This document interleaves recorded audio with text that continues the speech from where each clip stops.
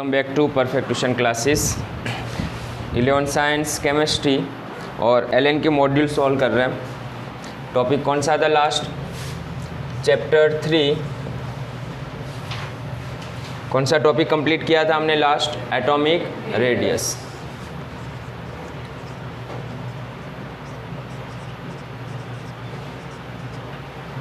चलो बेसिक कुछ नोट्स है, याद रखना ओके, जो एमसीक्यू के लिए डायरेक्ट इंपॉर्टेंट है। आज एमसीक्यू सॉल्व कर रहे हैं, बिगिनर बॉक्स 3 जो है ना वो। लेकिन उससे पहले जो बेसिक एमसीक्यू के लिए पॉइंट याद रखने हैं वो एटॉमिक रेडियस से रिलेटेड। सबसे पहला पॉइंट याद रखना, एटॉमिक रेडियस मतलब क्या? Inter nuclear distance between two homo atom. तो एटॉमिक रेडियस कैसे फाइंड आउट करते हैं हम? दो होमो एटम के न्यूक्लियर के डिस्टेंस कैलकुलेट करके हम एटॉमिक रेडियस कैलकुलेट करते हैं। Okay, the inter nuclear distance between two homo atom it's called the atomic radius. वहाँ से ही एटॉमिक रेडियस निकालेंगे, वरना एटॉमिक रेडियस तो क्या है? Distance, average distance between nucleus to outermost shell. चलो सेकंड पॉइंट याद रखना, बहुत इंपॉर्टेंट। चलो अब ग्रुप के अंदर हाँ, हमने चार टाइप्स के अलग अलग एटॉमिक रेडियस पढ़े, van der Waals, covalent, metallic and ionic. तो उसमें एटॉमिक रेडियस सबसे ज़्यादा किस में आता था? तो वान डेर वाल्स में क्या था? Van der Waals atomic radius always क्या होगा? Greater than metallic radius, greater than, नीचे लिख रहा हूँ, कोवेलेंट रेडियस, है ना। मेटालिक के लिए क्रिस्टल वर्ड भी यूज़ कर सकते हैं। ओके, तो van der Waals radius metallic radius से ज़्यादा ही होगा and metallic radius covalent radius से ज़्यादा ही होगा। रीज़न क्या था? कोवेलेंट रेडियस में ओवरलैपिंग, ऑर्बिटल का क्या हो रहा था? ओवरलैपिंग हो रहा है, उसकी वजह से उसकी एटॉमिक रेडियस कम हो जाती है। तो दूसरा इंपॉर्टेंट स्टेटमेंट ये था। तीसरा, आयोनिक के लिए हमने एक बहुत ही इंपॉर्टेंट स्टेटमेंट पढ़ा था, याद करो। थर्ड की पॉइंट बता रहा हूँ मैं तुम्हें, जो एटम होगा, एम को मैं एटम बता रहा हूँ, एटम की रेडियस ऑलवेज क्या होगी? कैटायन से ज़्यादा ही होगी। Atomic radius of atom is higher than cation. Okay, ये भी बहुत इंपॉर्टेंट स्टेटमेंट है। दूसरा, एन आयन जो होगा, तो एन आयन की एटॉमिक रेडियस क्या होगी? एटॉमिक रेडियस से ज़्यादा ही होगी, जैसे कि F माइनस एंड F। तो जिस पर नेगेटिव चार्ज है वो और उसका जो एटम है वो, तो एन आयन की एटॉमिक रेडियस उसके एटॉमिक रेडियस से ज़्यादा होगी। उसी तरह एटम की रेडियस कैटायन से ज़्यादा ही होगी। तो ये भी बहुत इंपॉर्टेंट स्टेटमेंट था। थर्ड पॉइंट ये याद रखना। नेक्स्ट उसके बाद एक और इंपॉर्टेंट स्टेटमेंट था, आइसो इलेक्ट्रॉनिक स्पीसीज। 4 नंबर पर कौन सा इंपॉर्टेंट पॉइंट है? आइसो इलेक्ट्रॉनिक स्पीसीज के लिए। तो उसमें कौन सा रूल्स लगेगा बोलो? अगर सब में इलेक्ट्रॉन्स सेम, ओके, अलग अलग एग्जाम्पल दिए तुम्हें और सब में इलेक्ट्रॉन्स क्या आ रहे हैं? सेम आ रहे हैं। तो किसकी एटॉमिक रेडियस ज़्यादा? तो जिसका इफेक्टिव न्यूक्लियर चार्ज ज़्यादा। समझ रहे हो ना? या उससे उल्टा, इफेक्टिव न्यूक्लियर चार्ज जिसका ज़्यादा उसकी एटॉमिक रेडियस कम। ये रिलेशन था। तो आइसो इलेक्ट्रॉनिक स्पीसीज के लिए रिलेशन याद रखना, डायरेक्टली क्या है? इफेक्टिव न्यूक्लियर चार्ज जिसका ज़्यादा होगा उसकी एटॉमिक रेडियस क्या होगी? कम ना। और इसका बढ़िया सा एग्जाम्पल पढ़ा था लास्ट वीडियो में हमने, जैसे कि N3 minus, O2 minus, F minus, Na plus, Mg+2, Al+3, ये सब आइसो इलेक्ट्रॉनिक है, सब में इलेक्ट्रॉन सेम है। तो एटॉमिक रेडियस कम किसकी? तो जिसका प्रोटॉन चार्ज ज़्यादा उसकी एटॉमिक रेडियस कम, जैसे कि Al+3, उसकी एटॉमिक रेडियस कम होगी। तो ये वाला रूल्स डायरेक्ट याद रखना। Okay, Z effect, inversely atomic radius, ये वाला एमसीक्यू कई बार आता है। नेक्स्ट उसके बाद 5th नंबर पर इंपॉर्टेंट जो पॉइंट है वो इन पीरियड्स के अंदर ट्रेंड कैसा होगा? लेफ्ट टू राइट जाएंगे तो, है ना। इन पीरियड, तो इन पीरियड में क्या है? Left to right. तो लेफ्ट टू राइट जाने पर बोलो एटॉमिक रेडियस क्या होगा? Left to right. Same period के अंदर अगर लेफ्ट टू राइट जा रहा है तो एटॉमिक रेडियस इंक्रीज होगी या डिक्रीज होगी? तो एटॉमिक रेडियस डिक्रीजेज होगी। क्यों? क्योंकि नंबर ऑफ सेल तो सब में सेम है, लेकिन इफेक्टिव न्यूक्लियर चार्ज बढ़ जाता है। तो लेफ्ट टू राइट क्या होगा atomic radius? Atomic radius left to right क्या होगा? डिक्रीजेस। तो सेकंड पीरियड में सबसे स्मॉल कौन हुआ? फ्लोरीन। नोबल गैस नहीं इंक्लूड करेंगे, ओके। तो सेकंड पीरियड में सबसे स्मॉलेस्ट साइज किसकी होगी? फ्लोरीन की होगी। तो इन पीरियड लेफ्ट टू राइट जाते जाते एटॉमिक रेडियस कम होगी। रीजन क्या है? Effective nuclear charge increases. Left to right क्या होगा? नंबर ऑफ प्रोटॉन इंक्रीज होंगे ना, due to increases of Z effect, effective nuclear charge बढ़ता है।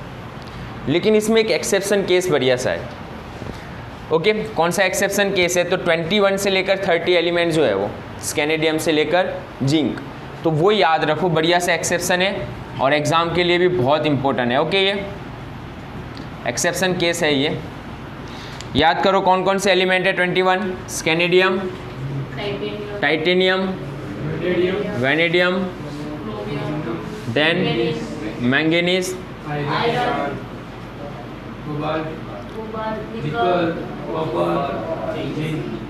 अब समझना है यहाँ पर, ये भी लेफ्ट टू राइट ही है ना। कौन से पीरियड में ये एलिमेंट? फोर्थ पीरियड के अंदर आते हैं ना। फोर्थ पीरियड के अंदर ये एलिमेंट है पीरियोडिक टेबल में, 21 से लेकर 30 डी ब्लॉक के एलिमेंट है। इसमें से भी एमसीक्यू बनता है। तो क्या होना चाहिए? लेफ्ट टू राइट है तो जिंक की एटॉमिक रेडियस क्या होनी चाहिए?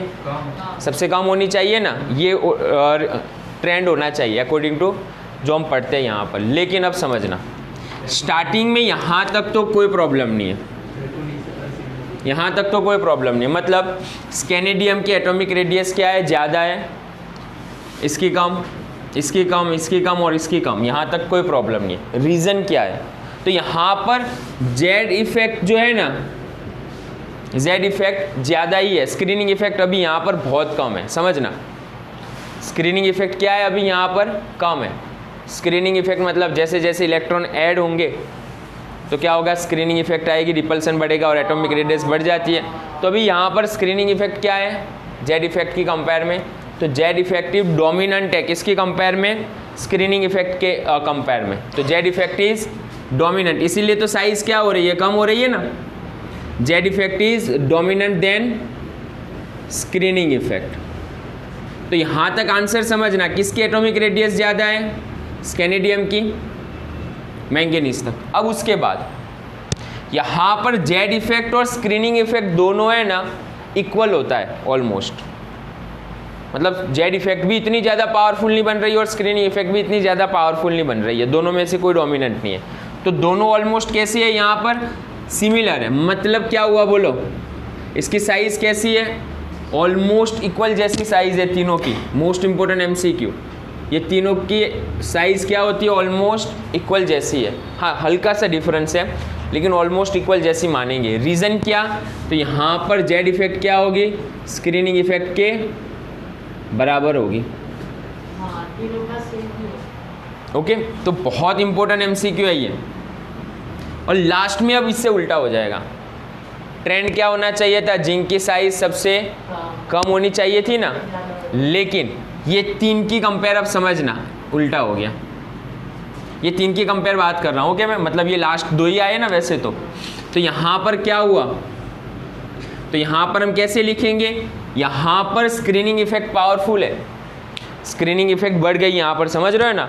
जब स्क्रीनिंग इफेक्ट बढ़ गई तो क्या हुआ? एटॉमिक रेडियस भी बढ़ जाएगी। रिपल्सन ज़्यादा होगा, रिपल्सन ज़्यादा होगा तो क्या होगा?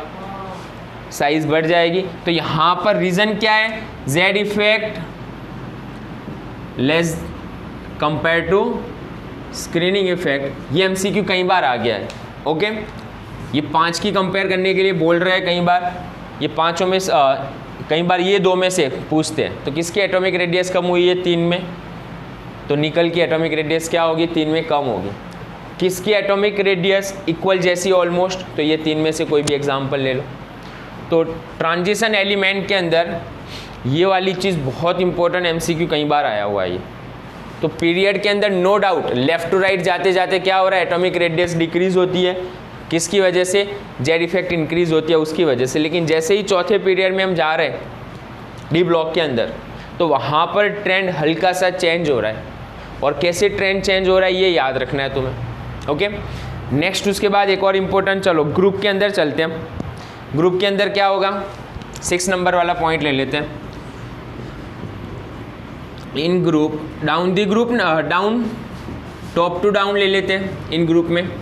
चलो टॉप टू डाउन क्या होगा, टॉप टू डाउन जाते जाते एटॉमिक रेडियस इंक्रीज होगी। क्यों एटॉमिक रेडियस इंक्रीज होगी, क्योंकि नंबर ऑफ सेल इंक्रीज हो रहे हैं। तो टॉप टू डाउन क्या होगा, एटॉमिक रेडियस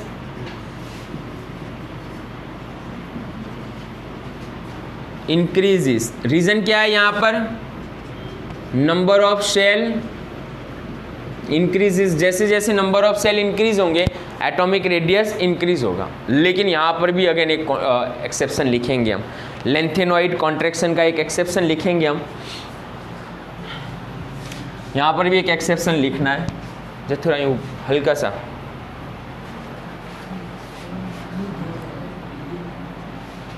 ओके। चलो यहाँ पर ग्रुप के अंदर भी एक एक्सेप्शन लिखना है हमें। एलिमेंट देखना पीरियोडिक टेबल के अंदर कौन से, तो titanium, zirconium and hafnium. Titanium, zirconium and hafnium. चौथे ग्रुप में चले जाओ, जहाँ पर क्या स्टार्ट हो रहा है, एफ ब्लॉक स्टार्ट हो रहा है। एफ ब्लॉक की बात कर रहा हूँ मैं, ये तो एफ ब्लॉक के अंदर चले जाएंगे। तो टॉप टू डाउन जैसे जैसे जा रहे हैं, समझना क्या होना चाहिए था, एटॉमिक रेडियस नॉर्मल ट्रेंड के हिसाब से हॉफनियम का एटॉमिक रेडियस क्या होना चाहिए था, ज़्यादा ना, हॉफनियम का एटॉमिक रेडियस ज़्यादा होना चाहिए था। लेकिन लेंथेनॉइड सीरीज़ के अंदर लेंथेनॉइड कॉन्ट्रैक्शन की वजह से यहाँ पर क्या हो रहा है, लेंथेनॉइड कॉन्ट्रैक्शन। 12th में पढ़ेंगे लेंथेनॉइड कॉन्ट्रैक्शन, जब डी एन एफ ब्लॉक पढ़ेंगे ना डिटेल में, वहाँ पर सिर्फ हल्का सा समझना। यहाँ पर टाइटेनियम की एटॉमिक रेडियस कम है, जिरकोनियम की ज़्यादा है, उसमें कोई प्रॉब्लम नहीं है। लेकिन यहाँ पर दोनों की एटॉमिक रेडियस क्या हो जाती है, ऑलमोस्ट इक्वल जैसे हो जाती है। अलग अलग पीरियड में दोनों, ओके, ये 6 पीरियड में, ये 7 पीरियड में। तो रीज़न क्या है, इसे बोलते हैं लेंथेनॉइड कॉन्ट्रैक्शन। अब लेंथेनॉइड कॉन्ट्रैक्शन किसकी वजह से हुआ, समझना, क्यों इसकी साइज थोड़ी इसके जितनी हो गई, वरना बड़ी होनी चाहिए थी ना। तो अब यहाँ पर कौन स्टार्ट हो रहा है, एफ ब्लॉक, अरे एफ ऑर्बिटल स्टार्ट होगा। तो जैसे ही एफ ऑर्बिटल में इलेक्ट्रॉन्स आएंगे, और एफ ऑर्बिटल की स्क्रीनिंग कैसी है, पुअर स्क्रीनिंग होती है, स्क्रीनिंग कम होगी ना एफ की, तो एफ की स्क्रीनिंग कम होने की वजह से अट्रैक्शन ज़्यादा लगाता है। ऑफनियम में एफ में इलेक्ट्रॉन्स ऐड हो रहे हैं। अब एफ ऑर्बिटल में स्क्रीनिंग कैसी है, कम होती है, उसकी सील्डिंग कम होती है। उसकी वजह से क्या हुआ, न्यूक्लियस ज़्यादा अट्रैक्शन लगाएगा। जब न्यूक्लियस ज़्यादा अट्रैक्शन लगाएगा तो साइज थोड़ी क्या होगी, उसकी कॉन्ट्रैक्ट होगी। It's called the lanthanoid contraction. तो यहाँ पर क्या होगा, रीज़न क्या लिखेंगे, समझना इसका रीज़न। तो इसमें सिंपल सा हम लिख लेंगे, एफ ऑर्बिटल है ना, ऑफ एफ ऑर्बिटल्स का स्क्रीनिंग क्या होता है, इट हैज़ पुअर स्क्रीनिंग ना, इट हैज़ पुअर सील्डिंग। और उसकी वजह से क्या हुआ, यहाँ पर कॉन्ट्रैक्शन हो रहा है, मतलब एटॉमिक रेडियस क्या हो रही है, थोड़ी कम हो गई। वरना बढ़नी चाहिए थी एटॉमिक रेडियस हॉफनियम की, लेकिन इतनी ज़्यादा नहीं बढ़ रही है। तो एक और इम्पोर्टेंट एमसीक्यू यहाँ पर देखो, एटॉमिक रेडियस किस किस की सिमिलर आ रही है, ये 2 की भी सिमिलर आ रही है, यहाँ पर ये 3 की सिमिलर आ रही है। तो ये एमसीक्यू एग्ज़ाम के लिए बहुत इंपॉर्टेंट होते हैं। चलो उसके बाद एक और नोट के इम्पोर्टेंट स्टेटमेंट है यहाँ पर, 7 नंबर, स्क्रीनिंग इफेक्ट याद करो। स्क्रीनिंग इफेक्ट के लिए क्या लिखाया था मैंने तुम्हें, सभी स्टेटमेंट इंपॉर्टेंट जो पॉइंट है ना मैं ऐड करवा देता हूँ। चलो किसकी स्क्रीनिंग ज़्यादा होती है, s, p, d and f. मतलब एस ऑर्बिटल्स की स्क्रीनिंग क्या होगी, सबसे ज़्यादा, डी का पी से तो कम ना। तो ये भी इंपॉर्टेंट स्टेटमेंट है, डायरेक्ट एमसीक्यू पूछा जाता है ये। तो एस ऑर्बिटल की स्क्रीनिंग कंपेयर इनकी सबसे ज़्यादा है। तो स्क्रीनिंग इफेक्ट कहाँ पर होगी वो लिखना था हमें। चलो लास्ट एक और स्टेटमेंट, एस ब्लॉक एलिमेंट के अंदर ट्रेंड कैसा है एलिमेंट के लिए, एस ब्लॉक एलिमेंट के लिए बहुत इंपॉर्टेंट है, ये थोड़ा हल्का सा आगे पीछे हो रहा है। तो चलो एस ब्लॉक के अंदर फर्स्ट कौन है, lithium, sodium, potassium, rubidium. Lithium, sodium, potassium, rubidium and caesium ना। चलो सेकंड ग्रुप में कौन है? बेरिलियम, मैग्नीशियम, स्क्रॉन्टियम, फिर कौन है? Barium and calcium, strontium and, बोलो कैल्शियम, स्क्रॉन्टियम एंड बेरियम ना, और लास्ट में रेडियम। रेडियम की ज़रूरत नहीं है। चलो यहाँ पर एस ब्लॉक के लिए ही है और बहुत इंपॉर्टेंट एमसीक्यू है यहाँ पर। तो यहाँ पर सबसे, चलो ये दो में से स्मॉल कौन होगा? किसकी एटॉमिक रेडियस कम? सेकंड पीरियड है तो बेरिलियम की होगी कम, इफेक्टिव न्यूक्लियर चार्ज की वजह से ना। तो इतने एलिमेंट में ये सबसे स्मॉलेस्ट है, एटॉमिक रेडियस इसकी क्या होगी? सबसे कम होगी। सबसे ज़्यादा किसकी होगी बोलो? ये दो में। तो पहले वाला जो है उसकी लार्ज होगा, तो ये कैसा है? लार्ज, जिसकी एटॉमिक रेडियस लार्ज होगी। अब सेकंड नंबर पर कौन आ रहा है ना, वो ट्रेंड समझना है तुम्हें यहाँ पर। चलो बेरिलियम के बाद कौन आ रहा है? लिथियम। लिथियम के बाद कौन आ रहा है? मैग्नीशियम के बाद कौन आ रहा है? सोडियम। सोडियम के बाद किसकी साइज ज़्यादा? कैल्शियम। कैल्शियम के बाद स्क्रॉन्टियम के बाद बेरियम के बाद पोटेशियम एंड पोटेशियम के बाद रुबिडियम एंड उसके बाद सीजियम। हाँ, ये इंक्रीजिंग ऑर्डर अरेंज किया हमने। एरो समझना। तो अगर मान लो तीन की कंपेयर पूछ ले तुम्हें, lithium, sodium, calcium and potassium, किसकी एटॉमिक रेडियस ज़्यादा होगी? पोटेशियम की। तो ये डायग्राम समझ लेना, तो आसानी से ना एस ब्लॉक के अंदर किसकी एटॉमिक रेडियस कम है और किसकी एटॉमिक रेडियस ज़्यादा है, आसानी से फाइंड आउट कर लोगे। तो इम्पोर्टेंट 8 पॉइंट है ये एमसीक्यू सॉल्व करने के लिए, स्क्रीनिंग इफेक्ट और साथ में एटॉमिक रेडियस के लिए। ओके, स्क्रीनिंग इफेक्ट का फॉर्मूला याद है?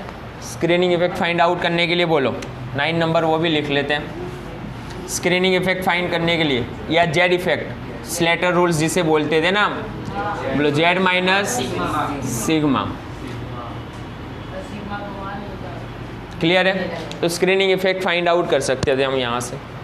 चलो सिंगल इलेक्ट्रॉन के लिए स्क्रीनिंग कांस्टेंट कितना?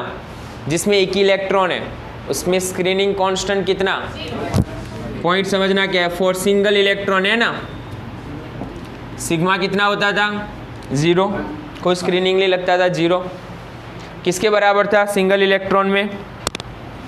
उसके न्यूक्लियर चार्ज के बराबर होता है। इफेक्टिव न्यूक्लियर चार्ज कितना होगा सिंगल इलेक्ट्रॉन के लिए? उसके न्यूक्लियर चार्ज के बराबर होगा। तो स्क्रीनिंग कांस्टेंट 0 होगा। स्लेटर्स रूल लास्ट लेक्चर में बढ़िया पढ़ाया हमने, बहुत ही डिटेल में एमसीक्यू भी सॉल्व किए। तो ये 9 इंपॉर्टेंट स्टेटमेंट याद रखना एमसीक्यू सॉल्व करने के लिए। जो बिगिनर बॉक्स 3 सॉल्व कर रहे हैं ना, अगर ये 9 पॉइंट क्लियर है ना तो सारे एमसीक्यू सॉल्व कर पाओगे तुम। जय, पोज करना, बंद मत करना अभी, यहाँ पर घुमा ले ये पॉइंट। चलो इतने पॉइंट लिख लो।